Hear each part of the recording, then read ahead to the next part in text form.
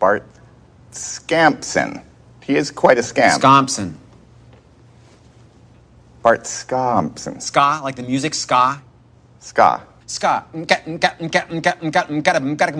know, ska. I just thought it was scamp misspelled. You don't know ska?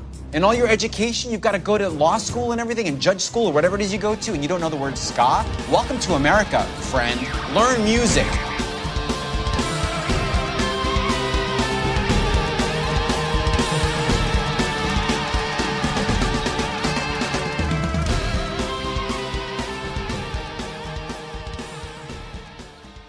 You've gone too far. Recording.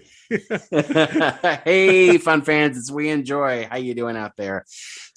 We are recording in a new way. It makes no difference to you. Hopefully it doesn't make the sound any worse, only better. I don't know. Or the same. Zero-sum game. Yeah, the same. We're doing this through Zoom now instead of Skype. And I was just commenting beforehand about how it's just going to be distracting to actually see Eric's face while doing this and his judgy eyes looking at me, rolling his eyes hard when I make a pun and vomiting just this guy. Ugh. Okay. This week we're doing In the Mouth of Madness as the main event. In the Mouth of Madness. You don't know that song, do you? The Rob Zombie song, Demon Speeding? It sounds familiar. I've at least heard it. Down in the darkness. Rob Zombie, one of the things, Rob Zombie and Disney were the two things that my ex-wife and I bonded over initially, outside of the fact that we worked together. But yeah, those were the two things. So went to Disneyland a lot and went to Rob Zombie concerts a lot. Well, my wife loves both those things as well. Well, that's why my ex-wife was Trish. What twist? Record scratch? Oh, speaking of diabolical twists, let me just say, well, some news to start off the podcast. Just take it or leave it, folks. We are putting out there the Saw franchise recaps. That's right. That we did actually a year ago now, because we began them in March of. Going back and listening to them, we actually began them the first week of lockdown. And so it started in March 2020 and went through the spring because there were 8 movies. So for the next 2 months, we just did Saw movies while the pandemic just enveloped us and made us all crazy and anxious.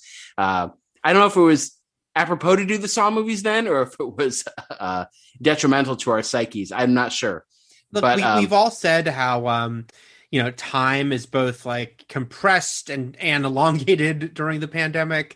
But when you told me, Matt, we started recording these right as the pandemic began, I was actually legit shocked because I would have told you that was 2 years ago.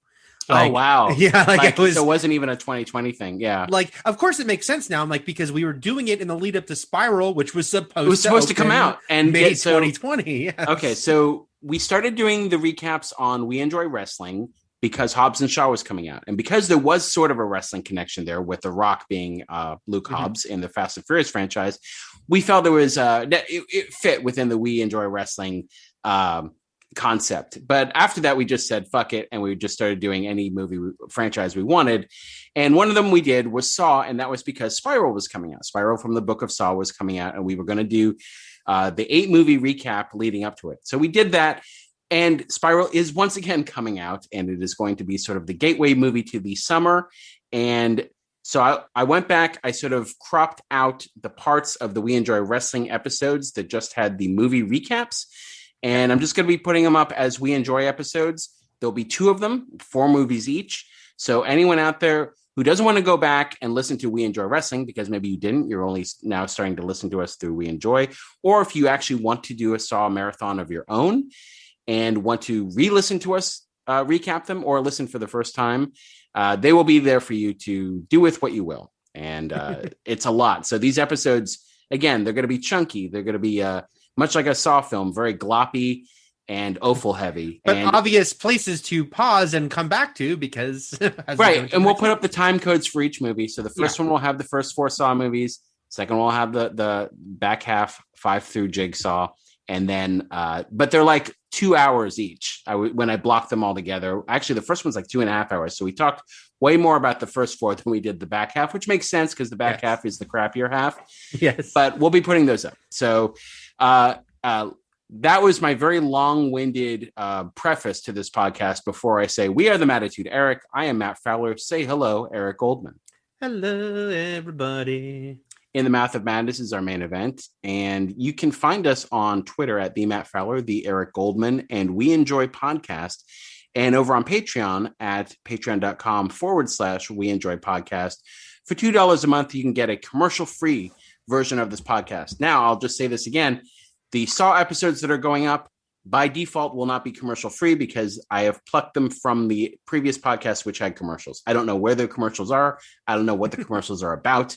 I don't know if there's something that you desperately want to hear about. It might be for a company that's gone out of business. It might be, yeah, it's just, oh, I just want Quibi. It's all Quibi ads. Quibi's coming, and you're going to be crazy for Quibi. In the mouth of Quibi. I'm really upset that Quibi never had a weird goblin mascot named Quibi. Some sort of Glomer type Maybe creature. They would have been a success if they had. I just think if they had a little representative creature, they would have, I think they would have stood a chance of succeeding. Okay. We have some news to get through first, and busy week, with a big monkey versus lizard movie opening in theaters and on HBO Max. So this is kind of the first, Eric, big Warner movie to hit the HBO Max, right? Is this the first one? Well, I mean, we're talking about Wonder Woman 84. Wonder Woman 84 was certainly the first, and it wasn't part of the overall because it was supposed to be a one-off. That wasn't part of the 2021 slate. That was all going to 2021 slate. Behind the scenes, it's the one that didn't piss anyone off because they actually made deals with everyone beforehand instead of going, surprise, we did this, and pissing off a lot of famous and powerful people. But apparently it was Wonder Woman 84 had a huge impact on subscriptions for HBO Max. Like there was discernibly a big bump in subscriptions by January that seemed based on that. But this is certainly of the 2021 slate. Yeah, because the other movies were Tom and Jerry and Judah and just not what was the Denzel Washington one? A Quiet Silent Place. The Little Things. The Little Things. The Little Things. Yeah. The Little Things or A Little Thing. Yeah. This is the first event movie of this year that we also know is the new normal, at least for 2021, because they're not going to do it next year. But yeah, this year of doing it this way. It's also, of course, happening at an interesting time because it's happening right as U.S. theaters are reopening in a way they hadn't been this entire time. There was just, even though again things are different in all parts of the world, and in Canada things are pretty bad right now and a lot of major theaters haven't opened, but it seemed like there was a lot more access right now than there had been certainly a few months ago. And Eric and I have both seen the Lizard Punches Monkey movie and the Monkey Punches Lizard Right Back movie. But it made quite a nice little stir at the old box office, I believe, opening day, which was Wednesday of this week, and it pulled in 9.6 million, which was sort of a nice, promising start. Yeah, and this is coming on the heels of it opening overseas first last week and having a really impressive, was it 120 million or something bigger? Yeah, which it is funny because we did talk about this franchise already a little bit, and you even brought up the fact that we weren't even sure how many people out there knew that these movies were interconnected and part of a shared universe. So this is a part 4, essentially. That this is a part 4, and the way the franchise had been going was sort of the, all in all, it could have been the final installment of this franchise. Yes. But now, because of the way the world is and the circumstances and how many people, regardless of quality of the majority of this franchise, are so excited to see these two titans just kick the shit out of each other and just want to see a dumb, giant popcorn movie in a theater or on HBO Max on their giant television screens. It is going to be more successful than it probably would have. Arguably, yeah. And we don't know the multiverse of it, but yeah. And of course, lack of competition. It's opening. Wasn't it originally supposed to open last May? I mean, it got bumped a bunch of times. It did, and then it got bumped to November, and then it got bumped again. There's the reality where this movie opens in the wake of Black Widow and with Fast 9 and just like might have been way more lost in the mix.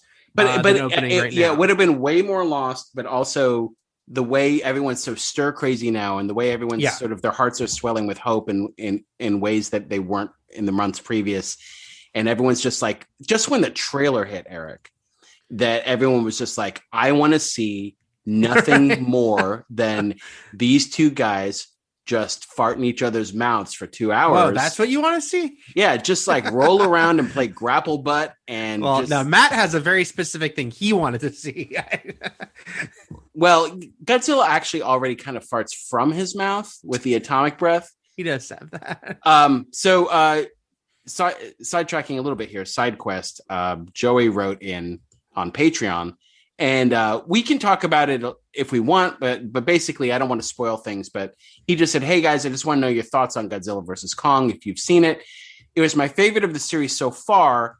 And I won't go into a lot more things that he says because I don't want to spoil the movie. But he just says, just the fact that they fought each other mostly in the daytime should be enough to give Adam Wingard a Lifetime Achievement Award. So that's Joey's opinion for Patreon, and I too enjoyed that. And because the movie's only a day fresh here as we record this on Thursday night, I enjoyed it quite a bit. Again, It was the right right movie at the right time for the collective consciousness of this country and this world. I enjoyed it a lot too, having been very disappointed by the previous two Godzilla movies, liking Kong Skull Island quite a bit. But this is easily my favorite of the Godzilla of those three and maybe of all four. To me, it was, and all I'll just say is, it was a really great Kong movie. And Godzilla's in it less, but I was thinking about it, it's more successful than Godzilla 2014, the first of these MonsterVerse movies, because that was so maddening because when Godzilla would show up, then they wouldn't really show him. This time when he shows up, they make it count. And it's really quick too. It's not even like he doesn't even get like the fanfare. It's just like, hey, it's Godzilla. He just shows up and he's doing stuff like he's a next door neighbor on a sitcom you've been watching for years. And I think you said it too, which is why it taps into the theory of why I really like this movie. I still think Kong Island is my favorite, but because, as you said, this is a Kong movie. This is a Kong movie featuring Godzilla. Yes. And it makes sense to sort of center the movie more around him because he's more of the vulnerable, emotive of the two giant monsters who you always, the whole point of Kong in just about every movie he's ever been in is to feel sorry for the giant monkey, because he just wants love or he just wants to be left alone or a combination of those two things. So, good time at the old multiplex. By that, I mean at home in the dark, watching it on a screen. I saw the drive-in at a screening. Man, I went to one drive-in during this pandemic just to test it out. And again, I don't know if all drive-ins are built the same, but they're not. Okay, because the sound was bad and the movie was super dark because I saw New Mutants and I couldn't make out half of what was going on because it was just, shadows in the sky. Yeah. New Mutants are ironically probably the best technical experience I had drive-in wise because it was the one at the Rose Bowl that Disney set up these like great new digital screens for. And way better than like the old drive-in I've been driving to an hour away. I was gonna say, like, I would also assume the drive-ins over in Los Angeles that the studios sort of like soup up are a lot better than the one down in Waxahachie that I drove like an hour and 10 minutes to get to. Well, the one in Montclair I've been driving an hour and 10 minutes to is equally needs some work. Man, these are out in the boonies. Who would have thought we'd ever need them one day? Right. So desperately. Okay. You scratched this off the news list in the Google Doc. I just want to bring it up very quickly is that because we've talked about Adam Wingard quite a bit, especially since we had to remind ourselves last time that he was also developing, maybe possibly still, hopefully still, an Event Horizon television series. Mm-hmm.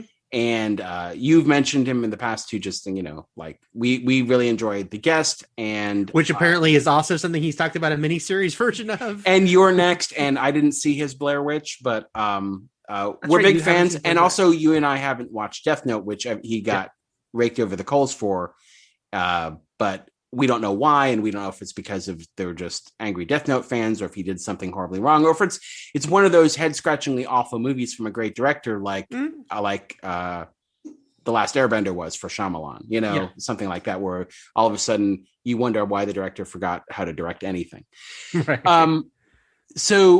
Anyway, Adam Wingard, sorry, lost the thread there, is also now developing a Thundercats movie, which I'm very excited about. I don't know if it'll be good or not. I'm excited about it, but this really was just more of an excuse to talk to you all about how great the Thundercats reboot was from 2011 and that you can watch it on Hulu. We are, I assume a lot of people listening have know about Thundercats and or have fond memories of the 80s cartoon, but the 2011 reboot, which lasted 2 seasons, was sadly cut short. It was beautiful. It was well rendered and created, and I loved so much of it. And you can watch it. And I've never seen a lick of Thundercats of any incarnation, but maybe one day I will. You didn't watch anything of the 80s? Nope. I mean, I can't say I never saw it, but I have no memory of watching it. Obviously I watched the hell out of so many 80s cartoons. Maybe it just wasn't on where you it just doesn't seem like it must have been. Yeah, it must have like at the right time after school. Maybe it was one of those. It was like early afternoon, and I wasn't home yet. Yeah, because I'd watch He-Man, which was in the afternoon. Yeah, He-Man, Transformers, G.I. Joe, all those things. But Thundercats was basically the Mount Rushmore fourth for me of those. Not saying it was my favorite, because Dungeons and Dragons was my favorite as far as 80s cartoons, but those were like the Titans. And then Silverhawks was sort of like a weird space version of Thundercats, where the villain was very much like Mumm-Ra. Anyway, I'll say some names to you, Eric. Do you know who Mumm-Ra is? He's a bad guy, and he's like a mummy. Yeah, but what can Mumm-Ra do in his mummy form? What does he do? Like, what is he always his mummy form, Eric? I thought he was, but the way you're saying that makes me think no. Because with a little bit of magic, a little bit of transformer, he does transform from this decayed form, his mummy form, into Mumm-Ra, the ever living. And he's this big giant blue guy who's super muscular because everyone had He-Man physiques. Yeah. I mean, Skeletor was literally a skeleton face with like a buff, jacked, ripped body. It was just somehow swollen bones, though. Right. Okay. So yeah, watch. I don't know where you can watch the 80s Thundercats. I thought got them both. I thought Hulu got them both at the same time, and it was because I remember that press release. Okay. And Wingard has already gone on record saying that they will not look like the cats from Cats. And he's a huge fan. And huge fan. Yeah. It's basically it'll be a CG animated, because he said that he realizes any attempt to do it in real life would probably not look good, as we have seen. Yeah. Okay. Moving on. We are never, ever, ever getting back together, or also getting Winds of Winter, Eric. We're never getting Winds of Winter. It's not coming. Do we even want it now, Eric? I think there is a part of me that need to take a hard look at ourselves in the mirror and ask ourselves, do we actually want the Wind of Winter at this point? But there is a part of me that thinks maybe we will get Winds of Winter, because in theory, he's written at least part of it. It's the one after that I'm like, there just seems no way possible that he would actually write 2 more. You know how we complain of, most everybody who watched the final season of Game of Thrones had multiple complaints, but one was also how quickly they tried to wrap everything up. Yeah. And how this final season was shorter, and just everything. It felt like a rush to the finish. But what if Martin just decides that Winds of Winter is the last book and really just rushes it? and he like ends it before this material we even got to, which would be funny since there's like dozens of characters that never made it into the TV show. But he just gives them, like, it's so much more expansive. He gives them each a sentence about what happened to them. Anyway, the reason we say that is that George R.R. Martin has signed an overall deal to develop original programming for HBO and its streaming service, HBO Max. And the contract he signed is a 5-year one, and it's worth 8 figures. It's astounding. And at this point, we don't want him doing, for years, we haven't wanted him to do anything except finish these stupid books. But now he's just putting more and more and more projects on his plate. Because here's the thing. These books are really well written. They're very detailed, to the point where they take him a long time. When you read it, you kind of realize why they take a long time, because they're so plotted out and intricate. And you're like, oh yeah, this took 9 years to write. I understand that. But he is also somebody who over the years and through the highs of the HBO series has said like, yeah, I just get distracted. Like he's like a normal person. This isn't some like devoted, passionate egghead who only believes in his prose.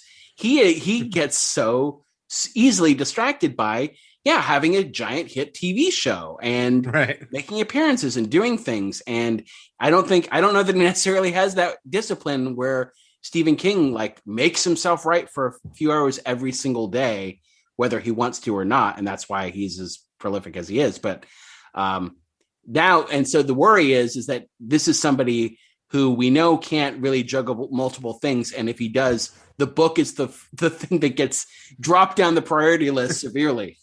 Yeah. And they're like, okay, he'll be an EP on all the Game of Thrones spinoffs and prequels, which we don't need to go into again right now. We just know there's a lot. And it just seems like, and so it was a 1-2 punch because this story came out, which made us all first go, oh my God, he's never going to finish these books. And then less than a week later was the announcement that they were doing a Game of Thrones play. That would be a play involving certain characters from that we are familiar with, Ned Stark and Robert Baratheon. And Jaime Lannister. So they're saying that the play, not a musical, right? A play. Not a musical. We don't know. Could be a musical. We'll see. It could be, but it does not sound like it. I mean, it sounds very similar to Harry Potter and the Cursed Child in that it will be a play filling in like, new story, not a musical, and that he is going to serve similar to J.K. Rowling on that. He's developing the story for. He will not write the actual book but he's still developing the story that they were going to tell in this, which again is a distraction. so the play, not the musical, the play is supposed to be about the great tourney that was held at Harrenhal. Which we only heard about on the show. We didn't get flashbacks or anything.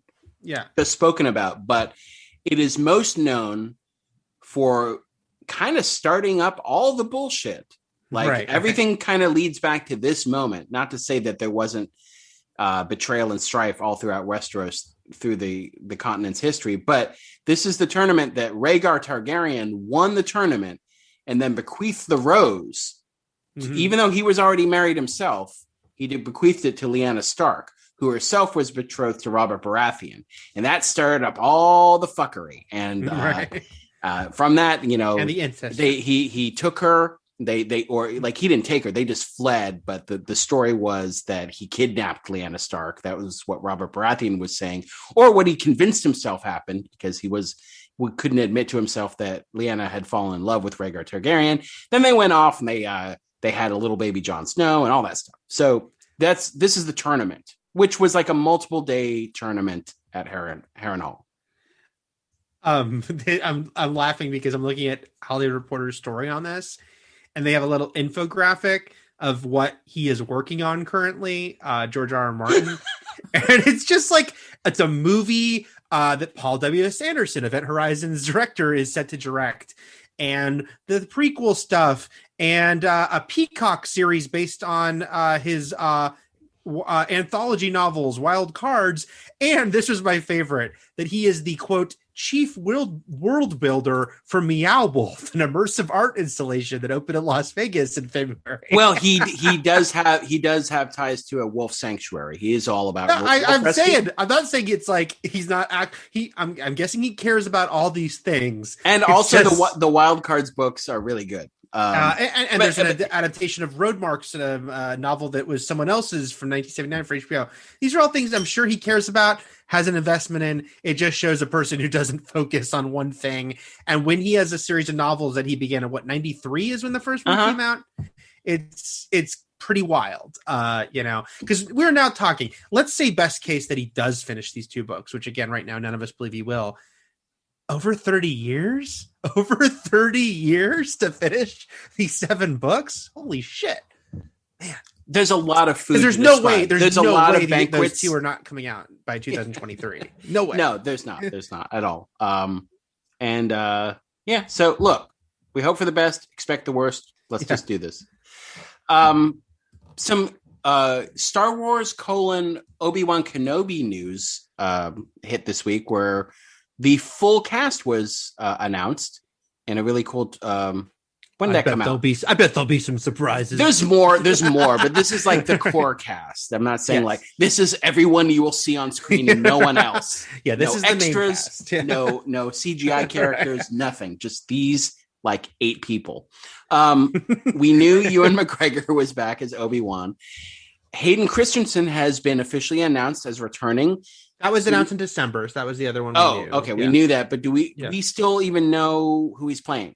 They pointedly said he is playing Darth Vader. Okay. So take again, everything about this raises questions, including the, are they going to kind of retcon that they encountered each other in between these movies, which they could do. It just seems like when last we met, I was the learner and you were the master. Doesn't seem likely. But then there was also a moment where Luke's trying to convince Vader. He's like, they're still good in you. And then he said, Obi-Wan thought so too. So there's still that moment between them where I'm like still Obi-Wan thinking it's going to kind of reach out and like, I'm thinking it's Force linky stuff. Yeah. That they do not have to physically interact, but we have now established the Force. There's telecommunications through the Force. So it's just basically cosmic zoom is what it is. And I don't think they're hiring Hayden Christensen to only be in the armor. He wore the armor at the end of Revenge of the Sith because he wanted to. And if I were him, I would too for the very end of that movie. But I'm guessing this can be a Force projection, scarred Anakin or hybrid Anakin Darth Vader that he will appear in. But this is we can just see him with his helmet off. Maybe in his early days as Darth Vader, he had his helmet off a lot more than he did during the 20 years later. That chamber. He can be that chamber. And he's got he's got like a head tender that just sort of waxes his little bald head and like keeps it all nice and shiny. Hayden Christensen, who is in our main event today.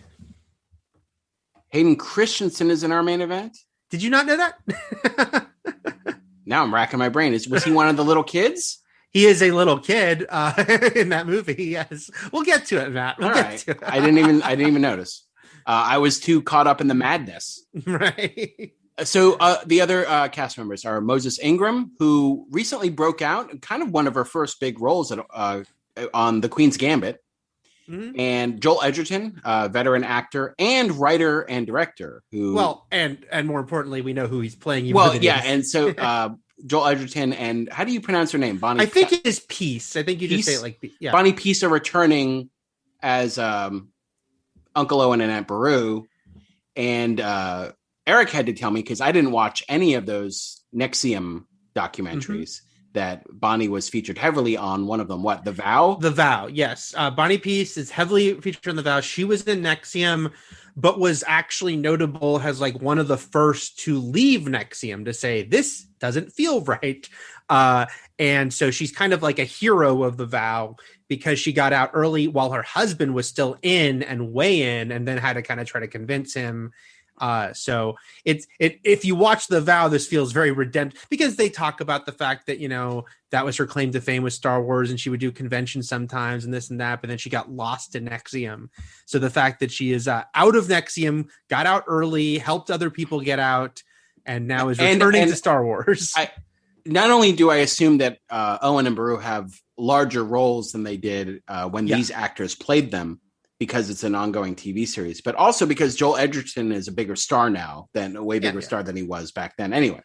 And honestly, and a bigger role only means really if they get two like meaty scenes because they just were very like, hey, like, they very had they didn't do shit in the previous, when these actors played them. Right.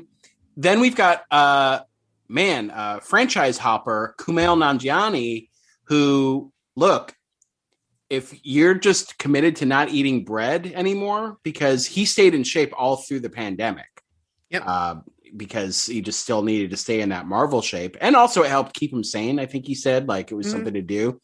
If you're no longer eating pasta, you might as well get into as many big money franchises as you can under the Disney umbrella. So he is now in a Star Wars.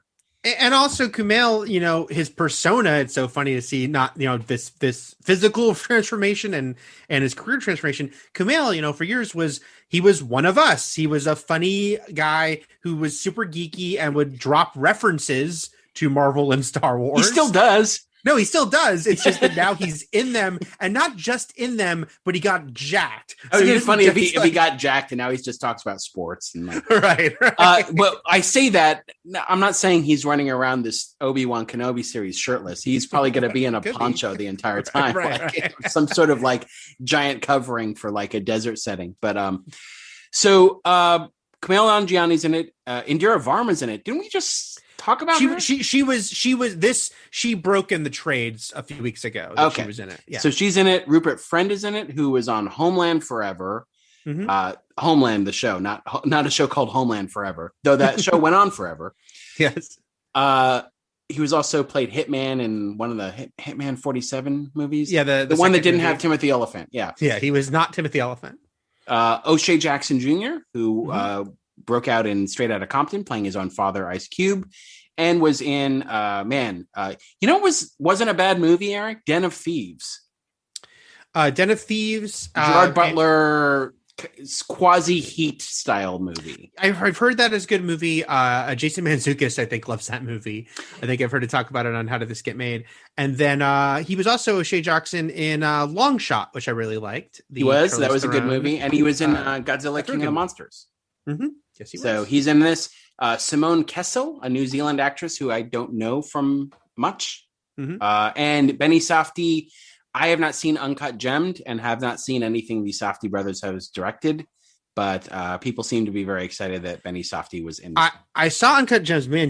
I think it would be your jam, man. It's so uncomfortable. I don't necessarily like uncomfortable movies. But it's really good. It's a very good movie. It's also insanely uncomfortable. Trish could never watch it. No, see, that might be my drawing. I don't like. I said I like sort of morbid, dark, dreary things, but I think there's the uncomfortable aspects of things. There's a reason I told you, there's a reason it takes me so long to get through an episode of Freaks and Geeks. Sure, that's true. I do a lot of stop starts. I think you'd like it, but also I just didn't know Benny Safdie acted as well, so that was a surprise. He does act again. I can't speak to how big his roles are, but he is an actor in each of their movies.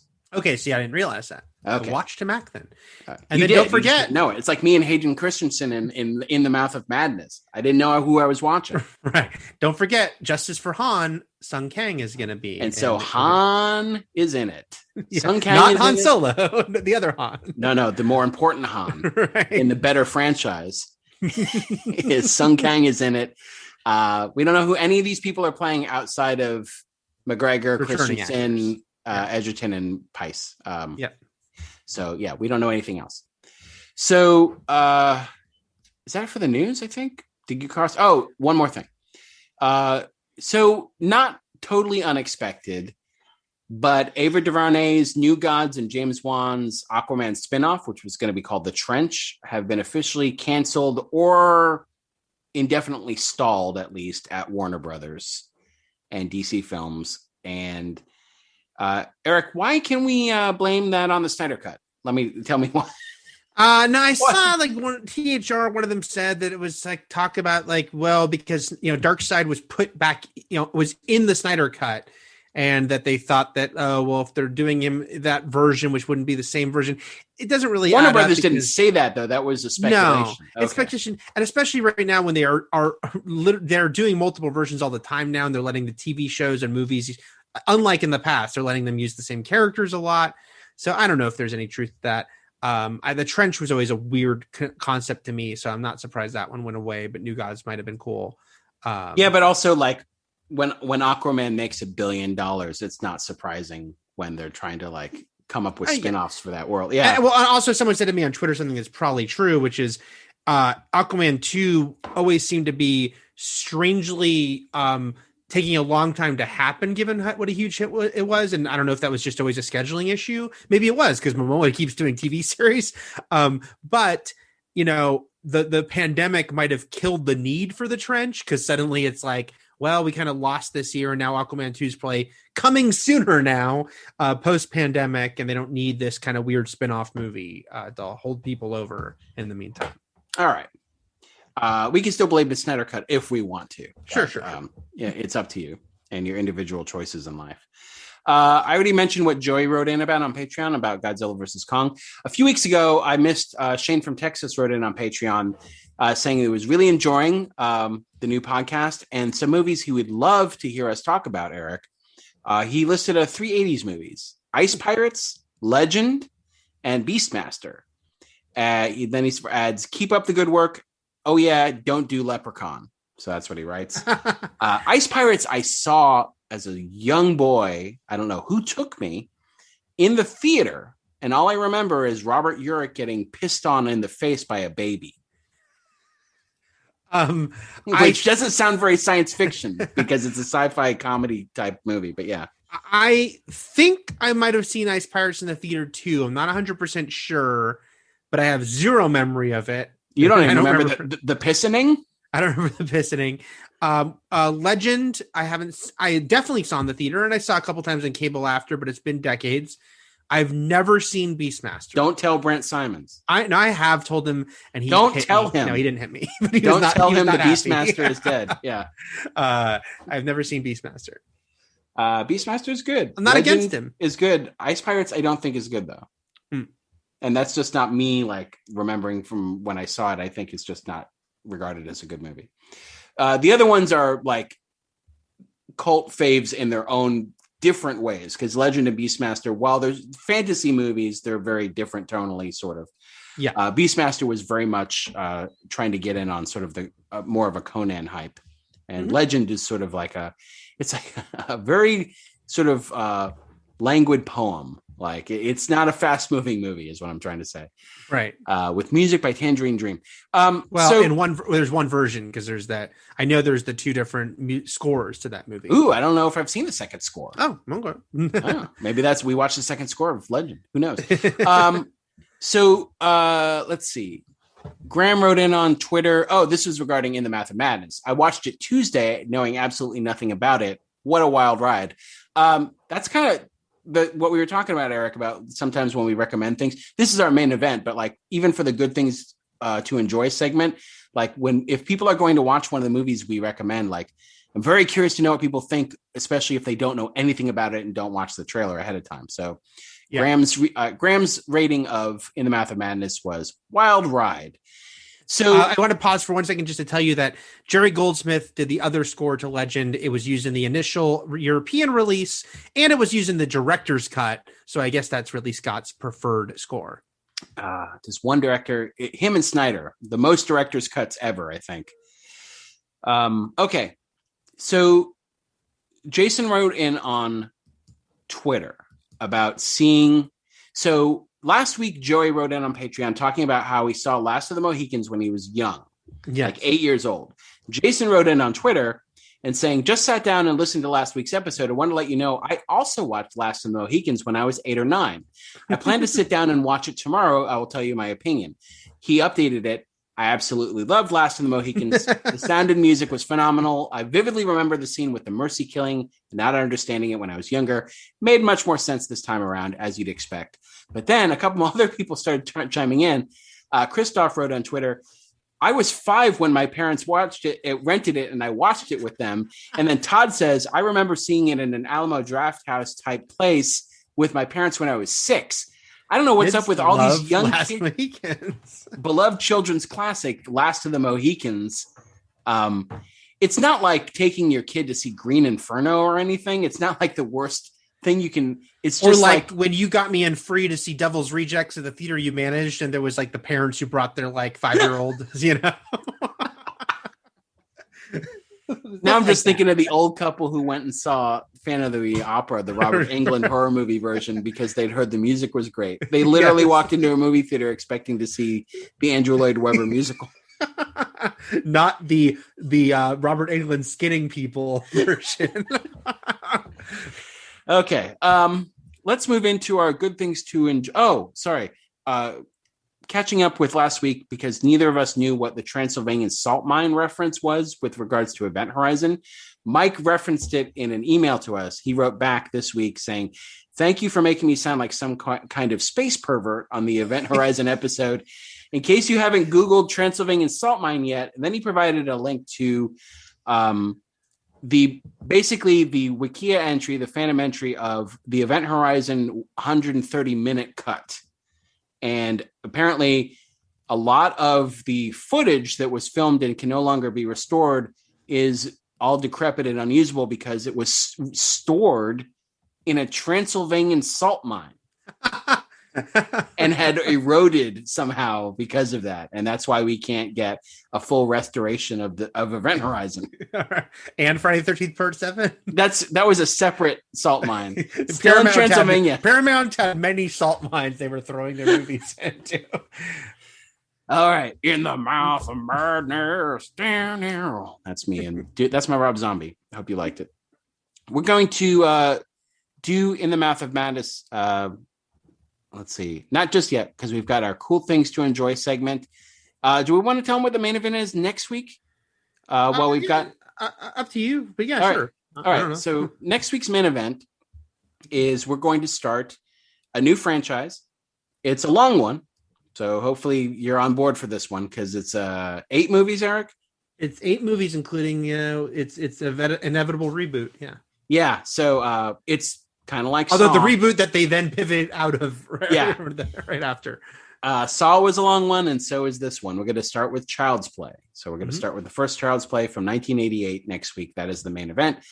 Then it's Child's Play 2, Child's Play 3, and then it goes Bride of Chucky. Then they stop being called Child's Play after 3. Yep. Bride of Chucky, Seed of Chucky, what is it? Curse of Chucky, then Cult of Chucky. But then there's the reboot, Child's Play Reboot, which is separate. But just so you know, you may not know this about the Child's Play franchise, is that it is actually all one time. There's no stop. Well, there's no. We don't have to say too much yet. I know. I'm just saying. I just think it's one of the more interesting things about this. As we talk about something like things like, especially when we talk about Halloween or Chainsaw Massacre, where there's just so many different like timelines and splinter offs and sequels to the movie that forget like all other sequels. This one does not do that, and it's all written by the same dude. All right. Yep. Okay. And you can find Child's Play 88 currently on Showtime. Otherwise, you can rent or buy it where you rent or buy digital movies. Okay. Do you want to go first with your good thing? Sure. Go for it.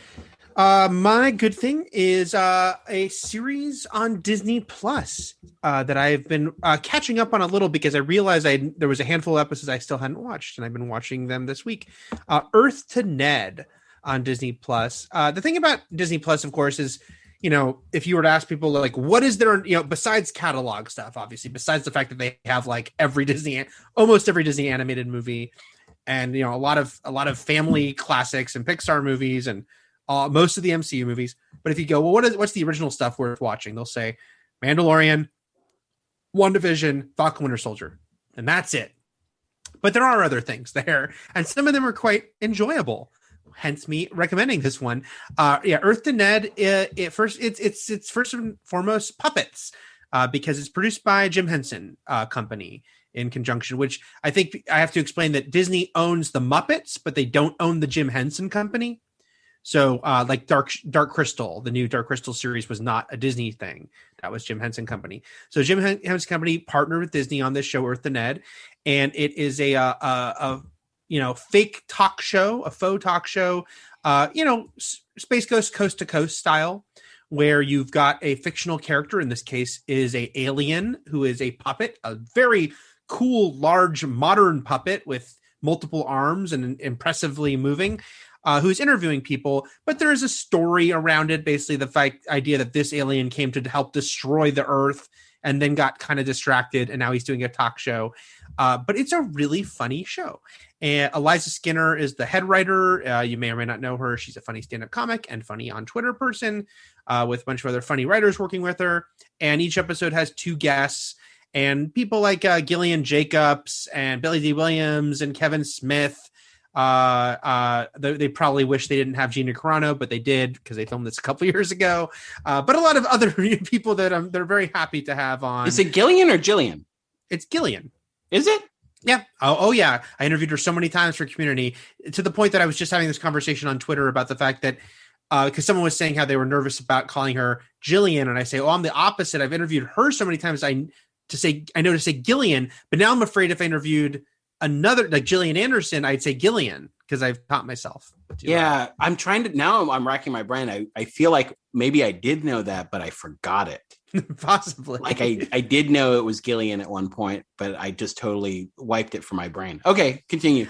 Yeah, so it's a very funny show. I think for content wise on Disney Plus, it's probably like, when I say it's a little more risque, I'm not like saying like, it's still on Disney Plus, but like they get away with like innuendo and, like kind of like pushing it a little bit. I think they like got away with as much as they can. It's not like the Muppet Fuck Fest from on ABC a few years ago, was it? No, not at all. But it's a very funny show. Makes me laugh a lot. The guest stars are really fun. You can tell that they're probably kind of like bantering with Ned the puppet, that whoever's actually playing Ned is good at kind of improv and banter, and they have a lot of fun back and forth. His sidekick is an alien named Cornelius, who's a wonderful character who has his own little adventures. Anyway, I think it's a really fun show. It definitely feels influenced by Space Ghost and other kind of adults. It's the most Adult Swim content you'll find on Disney Plus, and I say that with affection. If you like your puppets and your comedy and funny people and funny puppets, Earth to Ned is good stuff. That's kind of a hidden gem on Disney Plus that you should check out. All right, Earth to Ned, Eric's good thing to enjoy for this week on Disney Plus.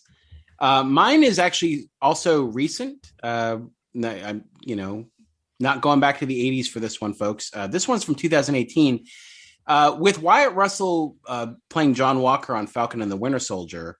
I realized I hadn't seen a lot of things that he'd been in. I'd only seen the Black Mirror episode he was in, which is pretty good, called Playtest. And I saw this movie called Overlord. Not Overboard, like his parents were in, but Overlord, produced by Abrams and Bad Robot. It is a historical horror movie. So it's set during World War II. Actually, it's set the day before D-Day.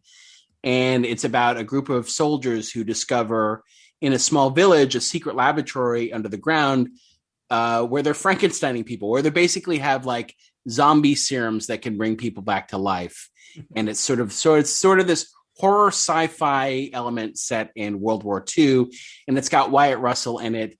And while I'm thinking about it, I started watching Lodge 49 because I'd heard great things about it, which is weird because, Eric, and we've talked about it, there are shows I should watch, like classic shows I've never seen, trying to catch up on Freaks and Geeks. No, I decided to watch a very what would you call it? It was well regarded, but it was not heavily watched show that was canceled after 2 seasons on FX. So I just recommended a puppet show on Disney Plus, dude. Yeah, but I'm saying like it's not, if it gets canceled, it's not because no one's watching. You know what I mean? It's on a streaming service. It's got a little bit more protection. But yeah, I'm just saying Lodge 49, I'm only 5 episodes into it. Wyatt Russell is sort of the lead of that show, playing a surf bum down in Long Beach, California, sort of befriends a quirky local Masonic style lodge with, fun actors in it. And anyway, 5 episodes into it, I recommend it. From the 5 I've seen, I really like it. Anyway, that's not my good thing to enjoy anyway, but it's Overlord, this movie that also stars, who else is in it? How do you say his name? Ian DeCaestecker from Agents of S.H.I.E.L.D. It's got Jovan Apatow, who was in The Leftovers and Watchmen. Sort of a Lindelof player at this point. Wyatt Russell, like I said, also Bokeem Woodbine from Spider-Man: Homecoming and Fargo, and also Joe Magaro, who, if you've watched Orange Is the New Black or the first season of Umbrella Academy, and then also, now this guy's name I don't know how to say, but he is from Game of Thrones, Pilo Asbeck. He was Euron Greyjoy in the last couple seasons of that show, and I thought this was a very just enjoyable, popcorny, fun watch. Like, if we're on the vein now, like these past few weeks, we're doing In the Math of Madness and Event Horizon. Like, this is just a good sort of solid. I don't think there are any thunderous twists and turns or anything, but I think it's a well done, fun movie called Overlord, and you can stream it on Prime and Hulu, so you have options. I really like that movie too. I thought it was really cool. Oh, you've seen it? Okay, good. Oh yeah, no, I saw it in the theater. I saw it did I see it in IMAX? I saw it in the Chinese. I think I might have seen it in IMAX. No, yeah, I really enjoyed it. CJ Abrams produced it. At one point, it was rumored to be a Cloverfield movie. Then he had to say it's not a Cloverfield movie. But why do people think that? I think because at a certain point, it was like there was so many like surprise, it's a Cloverfield that it became like anything he was producing was. That's what I wanted at a gender reveal party. It's like, surprise, you're having a Cloverfield. Yeah. So I mean, watching it, you're like, I guess I could see the version of this where it's like a Cloverfield movie. Yeah, it's a cool, it's World War II, and then there's like, weird sci-fi horror stuff gets involved, and yeah, it does it very well. It fits because we've done a lot of stories in Hollywood about Nazis and sci-fi, or Nazis looking for like religious artifacts of power or something like that. Yeah. So for some reason, World War II, specifically Nazis, also we're talking like Hellboy, that leads into it too. Mm-hmm. But like, yeah, Nazis and like awful supernatural stuff go hand in hand. Like it's almost like a trope at this point. So yeah, it works. All right. That's my good thing to enjoy for this week. Let's dive into In the Mouth of Madness.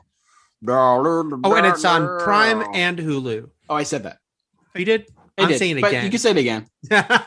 It's on Prime and Hulu. Where is it, Eric? Prime and Hulu. Okay, next week, Child's Play from 1988. This week, In the Mouth of Madness from, man, what year is it? Technically, it's a little convoluted. It says 94 if you look it up, but that's because it came out in Europe in 94. It opened in America February or March of 95. Eric and I saw this movie in the theater on a day when we saw 4 movies. We saw this together? Yep. What? I have no recollection of this. We saw this, Quick and the Dead, Very Brady sequel, or was it the Brady Bunch movie? It would have been the first Brady Bunch. The Brady Bunch movie. And then we basically saw those 3 at one theater. We just theater hopped. Then we had to go to a different theater, to an art house theater for the next one to see Heavenly Creatures at night. Wow. I did not. I remember that we saw Heavenly Creatures at the end of a big day of movie going. Yeah, this was part of that big day of movies. Wow. Amazing. That must have been like spring break then, if we saw. I have to say, Eric, like, for a 4-movie selection for one day, that was pretty good. Like, good different genres of movies. Brady Bunch movie, In the Mouth of Madness, Heavenly Creatures, and what was the 4th one? Quick and the Dead. Oh wow! That was a good day. All right, good, go us. Yeah, this movie opened February 3rd, but that sounds like again, it had to have been the spring break. So I'm guessing that would like maybe a month after it came out. We did that. At this point, all those movies would have been out of the theater. I feel like yeah, movies just stayed in theaters longer. Okay. Weird opinion about this movie that I have, which was one, last week's Event Horizon. I felt like, we talked about it. I felt like it could have been a little longer. Mm-hmm.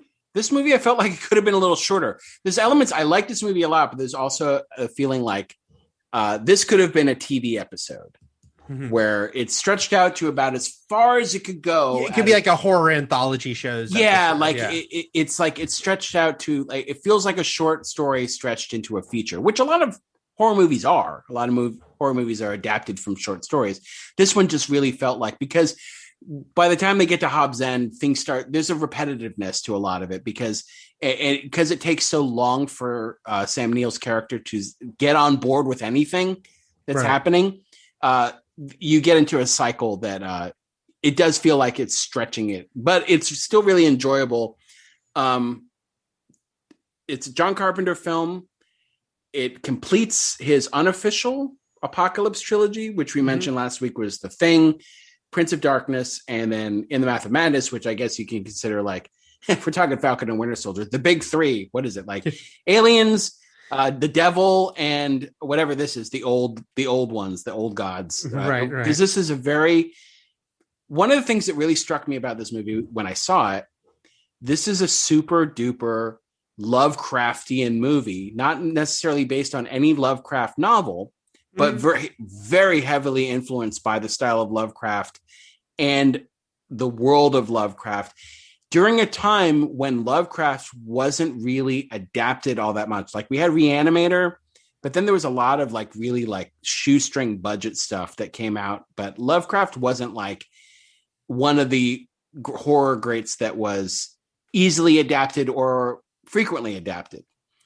The weird thing about Lovecraft for me, I realize, is I've never read how horribly racist he was. how horribly racist he was, but also the fact that I've never read any Lovecraft, but I've seen so much stuff either directly adapted from his work or influenced, because yes, he has become like, he is one of the, like, Lovecraftian is a thing. And there are a lot of movies that have like his influence, and I've seen those movies and I knew it was his influence, to the point that at this point I understand what they mean, even like with a lot of these like tentacle beasts and whatnot. It's just funny because I've never read any Lovecraft. At some point I should read some Lovecraft. So for those who aren't familiar with Lovecraft, the long and the short of it is, personally, he was an abhorrent racist and anti-Semite, as you'll find with a lot of like horror and sci-fi authors. Old people. Yeah, a lot of people back when things were really awful for people in this country. Not like they are now. Not like they're all great now. We fixed everything, obviously. So, but Lovecraftian kind of is space horror. I mean, this isn't every one of his works, but I'm just talking broad generalizations here. Cosmic horror, things from beyond, elder gods that either lived within the subterranean earth or out in the far reaches of space in areas that we can't even know about. So Event Horizon itself was Lovecraftian. That's what's so interesting about watching these movies, and that Sam Neill did these movies so close together. And so anything where it's like the veil of reality is, you peer beyond it, and there are these giant cosmic creatures that existed long before time began and rule over everything. And a lot of these stories, they are dormant, they are hibernating, and they involve cults that want to awaken them. Cabin in the Woods, like, is Lovecraftian. Mm-hmm. Hellboy is very Lovecraftian, especially the first one, specifically the movie we're talking about, like, because that was all about Rasputin trying to bring about the elder gods and bring them back. And again, like Eric already mentioned, they are usually tentacled beasts of some sort. A lot of times in Lovecraft's own descriptions, he is purposely confusing about the way he describes the creatures in his writing, because he doesn't really want the reader to get a clear sense. Right. He wants it to be a little maddening. Like, you don't even, like, he'll describe eyes and like body parts and stuff like that, but you still don't really get a grip of what it is, and it's purposely done like that. And there's a lot of cults in his book, and there's a lot of like people uncovering things that hit secret histories that they knew nothing about. And then also people going mad because of the forbidden knowledge that they learn. So there's a lot of themes in Lovecraft literature that are all at play in The Mouth of Madness, which, again, like I said, is not an adaptation of a Lovecraft piece, but it just has all the hallmarks of it. And even like Sutter Kane's novels are all sort of like a tip of the hat to Lovecraft books or stories, I should say. They're just sort of like jumbled about in a mixtape version, like The Haunter Out of Time, Whisper in the Dark, Something in the Cellar. These are Sutter Kane books, but they're all sort of like based on actual Lovecraft books. What's funny is when this movie came out, I didn't realize I didn't know enough about Lovecraft to realize what influence he was on it.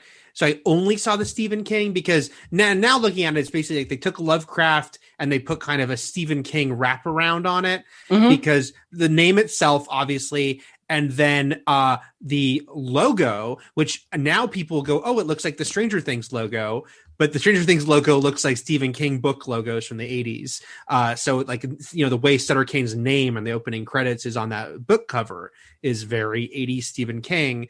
And then they both had this thing about New England. So when you see where, is it Hobbs End is, and it's like, and it's New Hampshire, but it's like, oh, it's right next to Maine.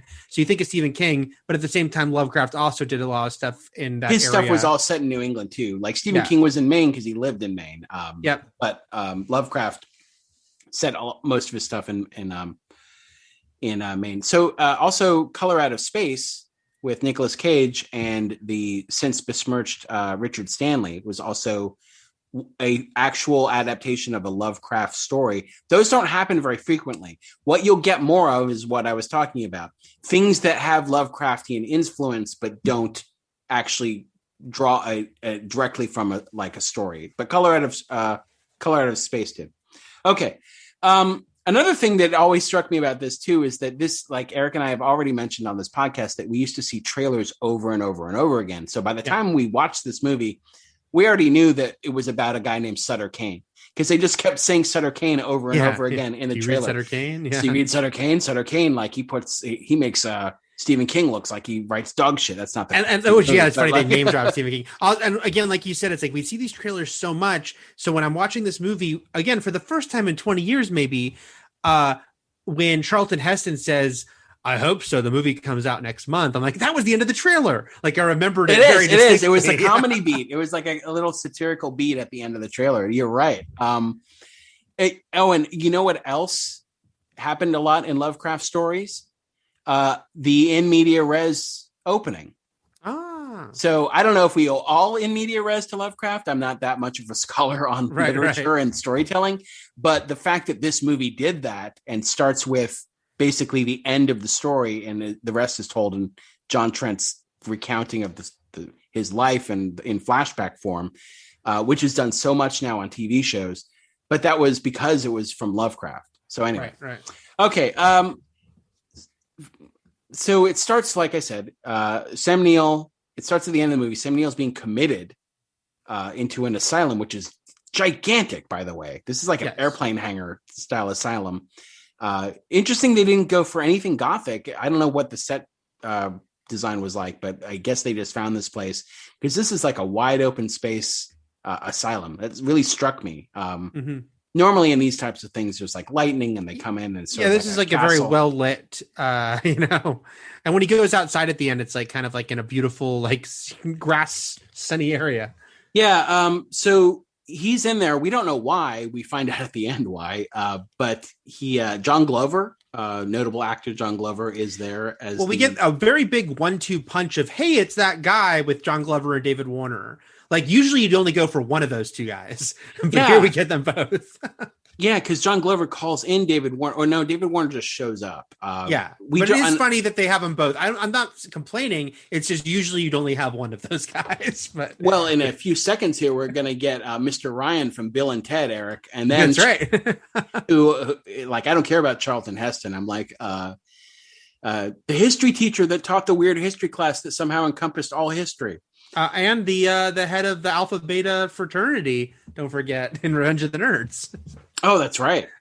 So many people in this movie. John Glover, repeat person already because he was at the top of RoboCop 2, and he's at the top of this movie. So he just he's really leading off a lot of our films here. So all we know is that things are going to shit out there. We don't know the extent of it or what's going on. Sam Neill seems very hesitant to be incarcerated at first and to be locked up. He very quickly changes his tune. It is weird. That's a little bit of a disconnect for me, Eric. I don't know. Maybe I missed something because we know he purposely did the thing at the end. He kills somebody to get locked up. But then at the beginning of this, he's like fighting. I think it was just a trick for the audience. Yeah. Because they almost immediately... He should have been going willingly, right? And because but even the beginning undercuts that because I think it's David Warner who observes he's writing on the wall to seem even more crazy so they won't let him out. But that's after he started seeing things and like the weird female hand. I guess that's true. Yeah. Because at the beginning, he's like, he kicks the guy he knees the guy in the balls and everything. Like he's putting up a stir. So I just think that's, I think it was just a little goof. It's not terrible. But if you backtrack it from the end of the movie, he should be just being like, yeah, lock me up, which is what, like you just said, he does very quickly. He draws all over himself. In a way to just keep himself in there. And then he tells his story to David Warner's character, what all went wrong with John Trent. Now, John Trent is a freelance insurance investigator, refuses to go corporate, Eric. He refuses to get a full-time job. He likes the freedom of the open road and insurance investigating. It's the Wild West as far as like snooping out cons. He is a cynic, a pessimist, and thinks the worst of everyone because in his business, he just sees everyone's got an angle. Everyone's out for money. Everyone's out for themselves. He would have no problem busting one of his friends because he just says, he tells Bernie Casey because everyone, and he's so cynical about it's funny, they have all this stuff where it's like they weave in stuff where he's like, we fucked up the air, we fucked up the water, he basically thinks like humanity sucks. Let me tell you something. Watching these old movies from 20 to 30 years ago and hearing them talk about the same environmental shit we still have right now is so deflating, because that character could be in a movie now and say that same line. Sure. Oh, yeah. He is a huge snob though, he is a dreary sort of morbid piece of shit. But he is very snobby about horror literature. And I think this movie is also a running commentary a little bit also. I think coming out of the satanic panic of the 80s, when conservatives blamed horror movies and Dungeons and Dragons and Stephen King novels on the corruption of the youth, and that was still I think prevalent, or at least in John Carpenter's mind, still prevalent to or at least relevant in 1995. So yeah, I felt a lot of vibes from that coming out, because in the 80s, everything was bad. Our music was bad. Video games were just starting to take off. They were bad. Horror movies were certainly bad. And that's why they got so heavily censored in the second half of the 80s. But everything was just demons. It was all Satan trying to get to us. And that was it. Yeah. I was going to say also, we should mention the screenwriter of this movie, because I completely forgot who wrote this movie. Oh, DeLuca. Yeah, Michael DeLuca wrote this movie, which actually legit surprised me, because I only remembered that he'd written Freddy's Dead: The Final Nightmare. Now, Michael DeLuca is one of those names that probably a lot of people don't know offhand, but is a very important person kind of in, if you were industry people in cinema history in the 90s, especially because he was a young guy. I mean, he started in the mailroom at New Line Cinema in the late 80s and rose up to become bigger and bigger exec, and eventually was their president of production. At the time, he was kind of a hero of mine, because I knew he was the young executive who spoke for me, because he was all about the whole, New Line was the house that Freddie built. And he had great affection for that fact, and the fact that New Line did a lot of horror movies. And he was the one who championed Freddy versus Jason and was really kind of pushing for that to happen for years.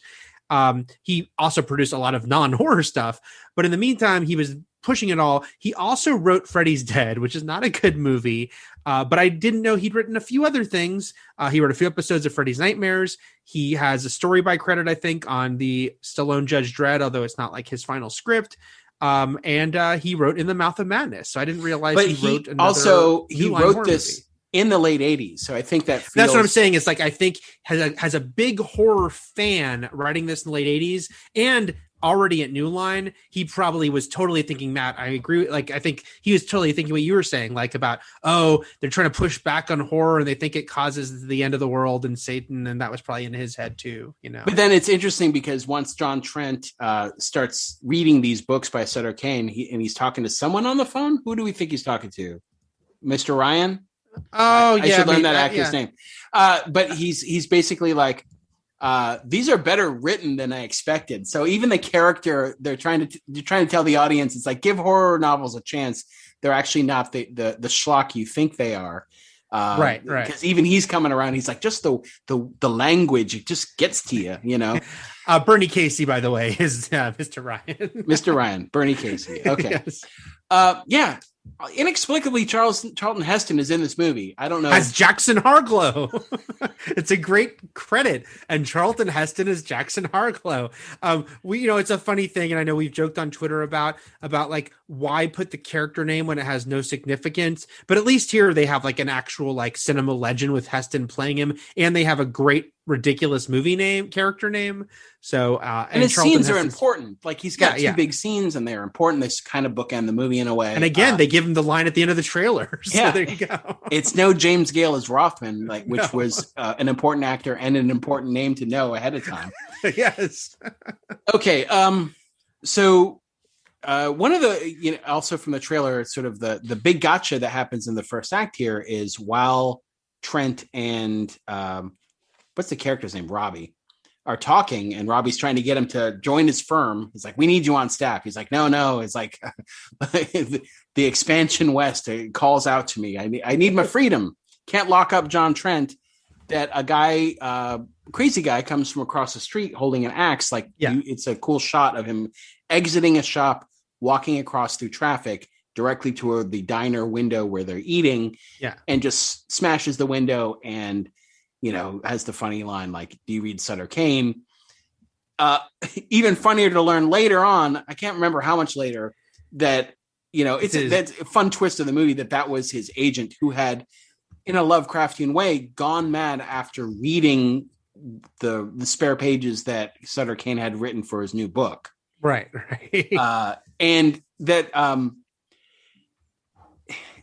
I guess they have to go overboard with how much of a non-believer John is, because he's so convinced that everything is a hoax, especially when he discovers that all of the Sutter Kane books form a map.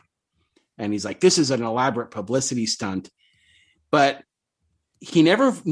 obviously Jackson Harglow would be behind this. There's no rogue PR firm out there that's like doing like work that the publisher wouldn't know about. Right. And someone was murdered in front of his face. Like, there are so many things why this could not be a publicity stunt, because people are dying. Not only does someone die in front of him, but there are reports on the news of these riots where people are getting killed. And he's like, there's got to be something to it. There's more to this.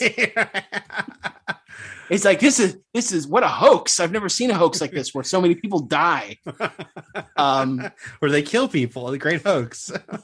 He's like, but what did the cops have, squibs or something? Like, it was yeah. So anyway, literally someone's murdered in front of him and he's still like, who's pulling the strings here? So he is sent on the plot involves Trent finding Sutter Kane. Sutter Kane, an author who outsells Stephen King, who has a new book coming out called In the Mouth of Madness, is the name of the book that is supposed to hit bookshelves, but the author has disappeared and hasn't turned in his draft that they need. And by the way, did you see the bus ads for In the Mouth of Madness, Eric, as they drive by? It like each of his little books have one of those taglines. And this is "You'll go mad with fear." And I just kept thinking how funny it would be if it would said, "You'll shit your pants with your mouth wide open." And that's where Cameron got it. Yes. Because honestly, that could be for any of Sutter Kane's books too, I think. Sure. So it's a road trip movie where he is paired with he just calls her by her last name, Stiles, played by Julie Carmen, who is the agent who basically the only agent who handles Sutter Kane directly. But I guess, or a publisher, I don't know, because his agent read stuff too. I don't know. The guy who got killed read stuff too. But Julie Carmen, who spoke at my high school. I didn't realize that was her when I saw this movie back then. But Julie Carmen, who starred in Fright Night 2, which I've never seen. But I don't know why she spoke at my high school, Matt. It was like about environmentalism or something. It wasn't okay. Just I was going to say, like, what did she? Do you even remember what she talked about? Because that might clue that's you what I'm in trying to as remember, why... because it wasn't like I'm in Fright Night 2, but which is all, well, you haven't seen that movie. Is it all about the environment? Because I was sitting in our auditorium listening to her talk, but I don't remember what she was talking about. Well, she was in Redford's The Milagro Beanfield War, which sure is I don't know, but that was that an environmental thing? Yeah, but I could be wrong about environmental. I just feel like she was there for some issue. Like there was something she was speaking to, and I'll never remember, but I just remember her speaking at my high school. All right. Well, she is a licensed marriage family therapist, so maybe she was coming in to talk to all the divorced parents at your school. Sure. And there were many. Mine too. Right. Early in the 90s, we got a plenty. Okay. So, okay. They're on the road. Anything I've missed that you want to talk about? They're traveling to Hobbs End, which he has discovered as a tiny dot in the middle of New Hampshire because he pieced together there's obvious influences when you look at the years this movie was made. I think they actually filmed it at late 93. Like I said, it opened overseas in 94. We are also dealing heavily with post LA riots and Rodney King. And it's like there are specifically the riots, but also like you keep seeing like the police officer beating the guy in the alley. Granted, it's like a white guy who was like a graffiti artist, but it just seemed like you can feel that being in Carpenter's head. Like, oh, like LA police beating people, riots. Well, even the overall message of like humanity's just going to go crazy and destroy itself. Right. It's going to go insane. That leads into the fact that I was just watching, because I also have the Scream Factory Blu-ray of this movie, even though I had never watched it until now. I was watching some of the special features, including an interview with Julie Carmen and stuff, and they talked about it's like this movie was coming out of that the LA riots and Rodney King, and it was also leaning into something we've talked a lot about this with movies of the mid 90s started to get into, which is we're heading towards the fear of the millennium and that everything's going to fall apart anyway. Oh yeah, we were all going to die. We were all going to rip ourselves apart. We were going to like when the clock struck midnight on New Year's Eve of 2000, the world was going to explode. Right. So this is, I think, one of the early examples of that starting to get into sci-fi and horror, which would happen a lot in the mid 90s.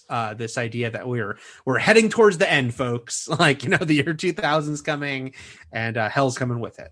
The cop scene also reminded me that we got a dream within a dream, I think. Like, and there's a lot of dreams within a dream. There is. And I think that's a big part of this, like the stretching out of this movie is that they play around a lot with that. Maybe a little too much. Mm-hmm. But it's just it happens quite a bit.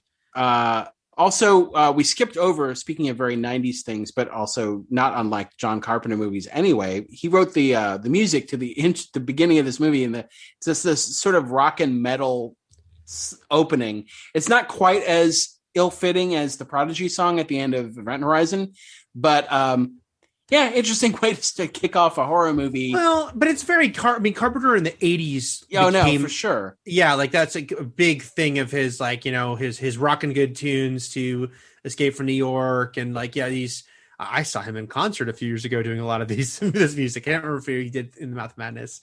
But I should say, like, for me, and I'll say one thing, it's like watching this again, because I remember really digging it when it came out. Watching it again, it wasn't quite like Event Horizon totally held up. This one did not totally hold up to me, but I still saw why I liked it. I still was like, oh, there's a lot of moments where I'm like, oh, I think I can see why young me was into this, and I still appreciate it.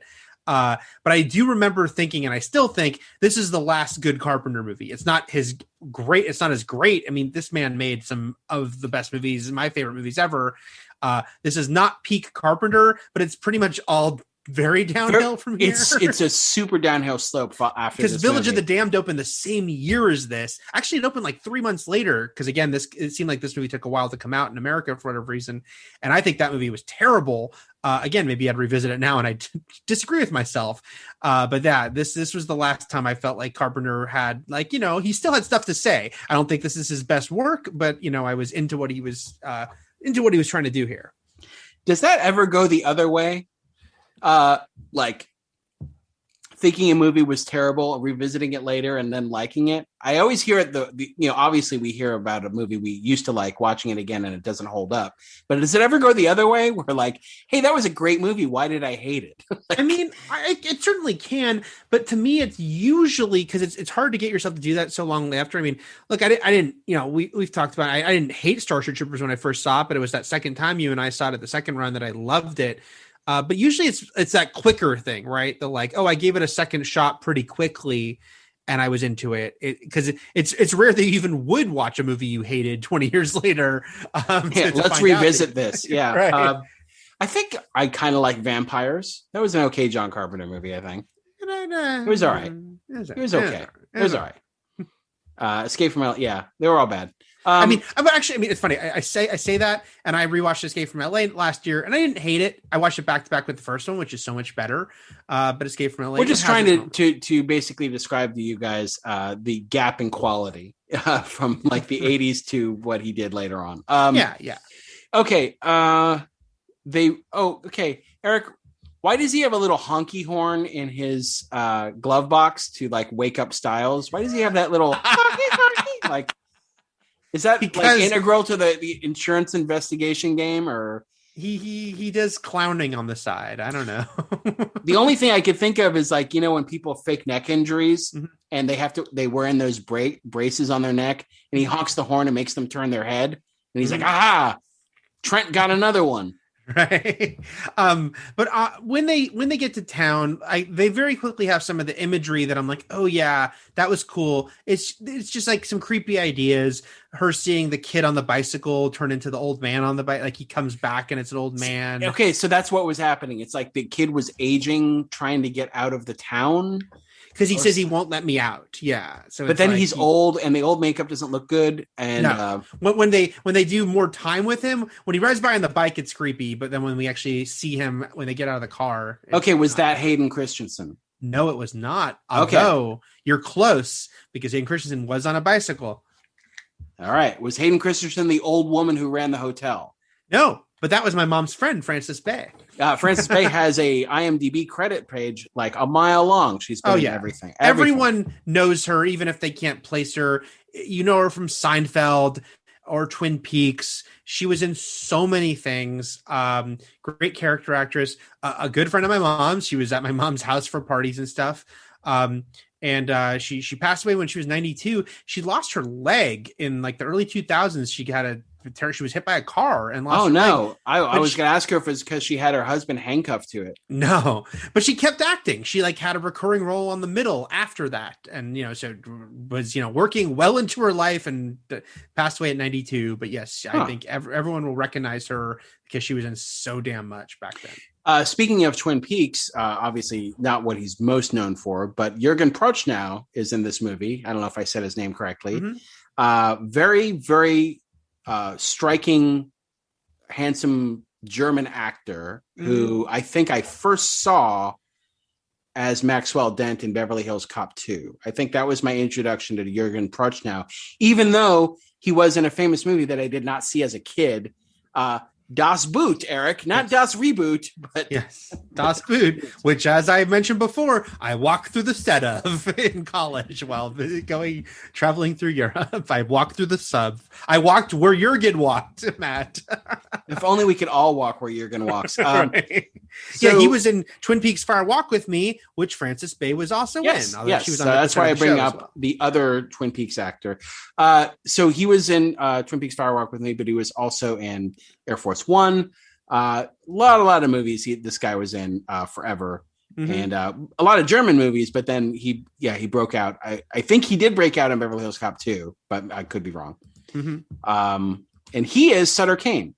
Great pick for Sutter Kane. He's just a very devilish looking dude. And really fits with who Sutter Kane is supposed to be as you want someone really to sell the guy who you're looking for, the big mystery. Like you don't want him looking like Paul Giamatti. You want him looking like somebody who looks cool, dressed up like a satanic priest. And that's the get me Prochnow is what they would always say. That is what they would always say. Speaking of 80s movies, the guy from Die Hard who is Vigo the Carpathian in Ghostbusters 2 is also in this movie. Now, this really surprised me. I didn't realize that any of those guys were the same person, Matt. What are you talking about? I never realized Vigo was one of the terrorists. I always knew that. And that, I did not know that Ghostbusters 2's Vigo was one of the bad guys in Die Hard. And so I'm looking at him in this movie. So we're talking about the guy who seems like the guy who most is aware that fucked up shit is happening, and he kills himself. The guy who kills himself. His name is Wilhelm von Homburg, the actor. And I'm like, oh, this guy's really familiar. What do I know him from? And then I find out he's Vigo. I'm like, oh, of course. And then I see he's in Die Hard, so that means I watched him a million times. And it just surprised me. I did not realize it was the same guy. Awesome. So was that Hayden Christensen? That was not Hayden Christensen. He did not play Vigo. Okay. Was Hayden Christensen Jackson Harglow? No, that was Charlton Heston and him were both up for the role, but Heston won out. Okay, good. So as we get there, Okay, this is where let's not go through beat by beat everything else, so I'll never end with this. But this is where the movie starts really bending reality and getting super meta with itself to the point where I guess my a big question is, did John Trent exist before this movie? Like, did Sutter Kane create John Trent out of thin air because he wrote him? I mean, like that, it seems to imply that strongly. I guess, but that it's like, it just seems like by the end of it, we're like, Sutter Kane is basically a god because, as he says it, like he wrote Styles out. Like she did exist, but now she doesn't. Yeah, I feel like because we don't learn anything about Trent. He doesn't say, "Oh, my ex-wife," or "I got a kid in Poughkeepsie," or anything like that. Right. Don't know anything about him except he's this job. And so more and more, there's a few lines in the movie where it just feels like as soon as they enter the town, she says, "We are now in the Mouth of Madness, the book that I read, that no one else has read." Right. So she starts seeing the notable things from that book in the town. She's like, "There's a painting over there, and it changes, and that's the old woman who kills her husband." And this is all stuff that no one else, and I only know this because no one else has read the book, only me.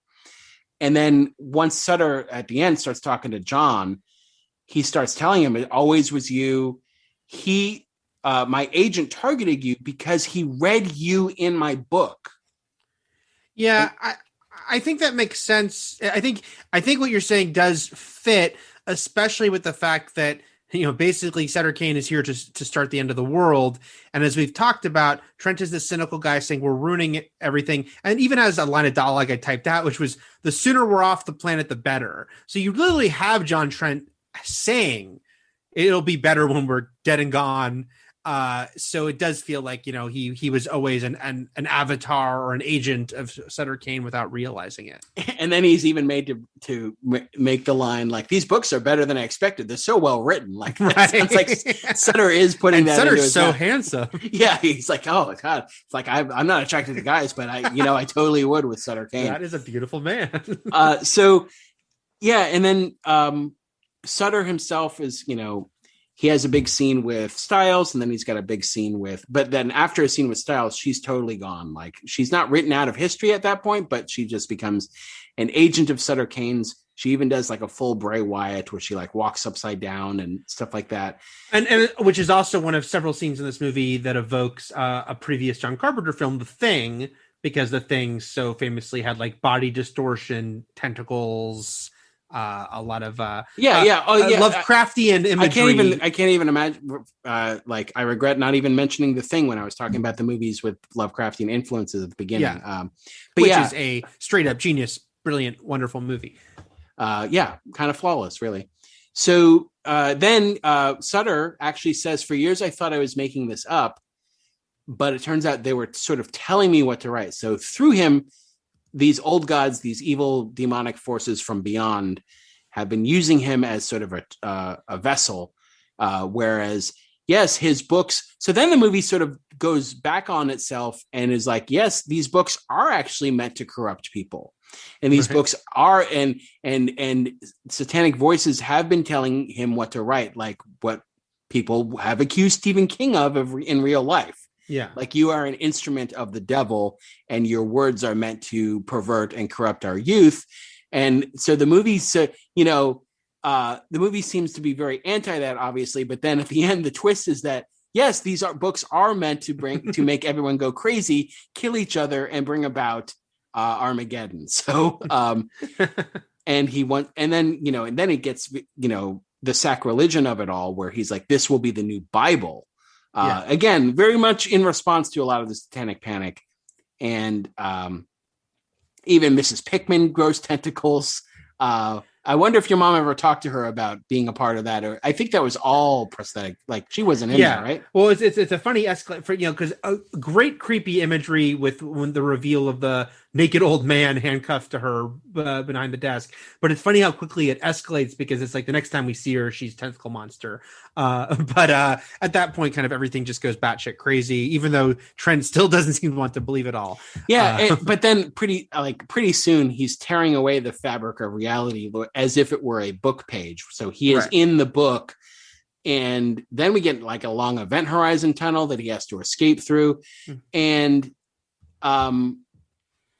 he said basically, my books, Sutter Kane says, my books are bigger than the Bible, and people believed this into reality. So there's a lot of that like manifesting of things that didn't exist previously. And that's what feeds more into my like John Trent did not exist. He is only a creation of Sutter Kane. I don't know if that completely holds up, but I like going with it because at the end, he's the only one left. And why would, if Sutter Kane actually created him, why would he be left at all? But I don't know. It's an interesting theory to toy around with.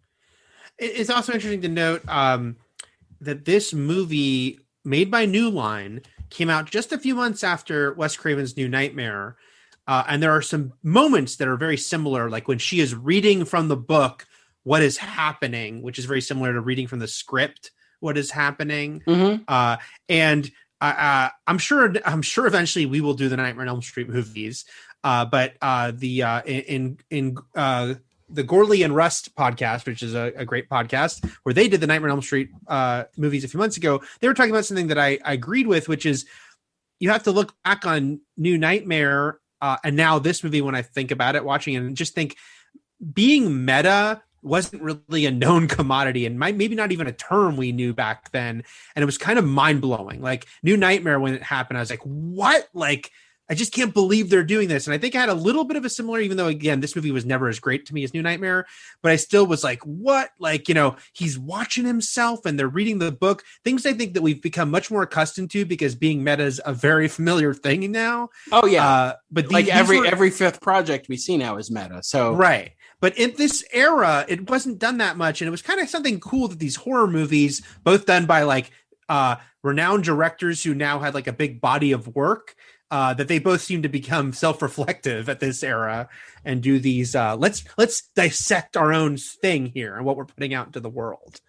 So I think that was kind of interesting. Maybe that's one reason New Line, by the way, held this movie a little, was because they realized they had another movie with some similar, again, very different New Nightmare. This was, I know, but this was the gateway meta movies for that. This was like getting people ready for a new nightmare. It's like, but this came after, is what I'm saying. Oh, it came after. Okay. This opened just a few months after. New Nightmare was October '94, and then this came out in February. So, but New Line probably produced them at exactly the same time.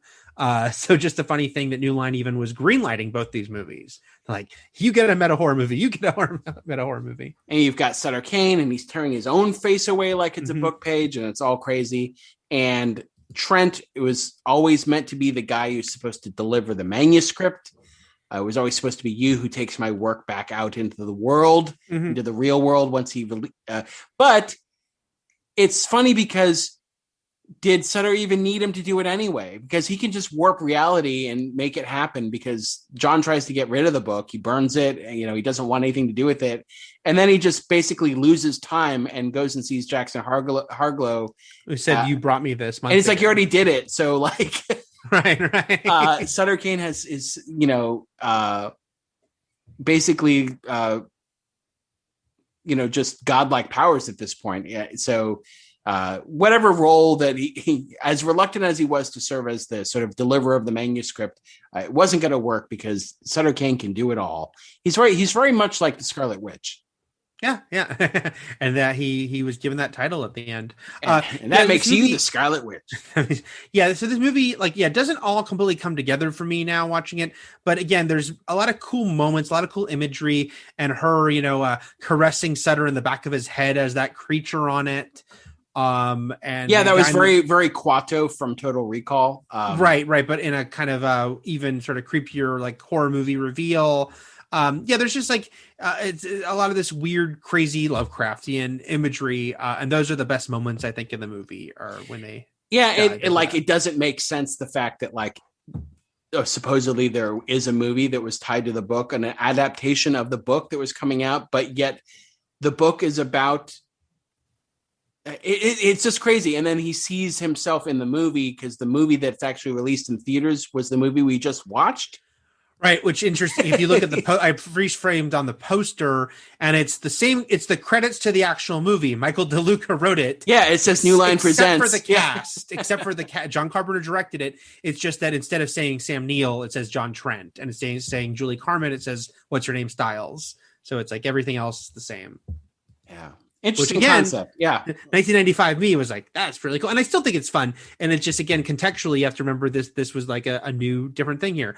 Shall I reveal to you when you saw Hayden Christensen in this movie? Well, obviously he was Styles. He was Styles, and he spoke at my high school. No, he has a notable moment, even though brief. He is when Trent is ejected from the town. He is the kid who rides up on the bicycle. And he's like, have you ever heard of what's it called? Hobbs. Why am I Hobbs End. Hobbs End. So yeah, the kid finds him laying on the ground. So when he's like actually escaped and sent out with the manuscript. He is not part of Hobbs End. He's the first normal person he sees. When he comes out of it is little Annie. Too many kids riding bikes in this movie. There's a lot of kids riding bikes, but he is the final kid riding bikes. And a lot of angry mobs. There was that moment where he was just, I don't know, it felt like 4 times he tried to get out of town and kept returning to the angry mob over and over again. Right. And I was like, we get it. We get it, Sutter Kane. He still didn't believe them. He's still like, this is all bullshit. Right. How you doing this? Smoke and mirrors, special effects. Got a great team of special effects guys. How you warping my reality, Sutter Kane? All right, thanks everyone for our kind of mini Sam Neill marathon. Yeah, didn't plan it, but it worked out.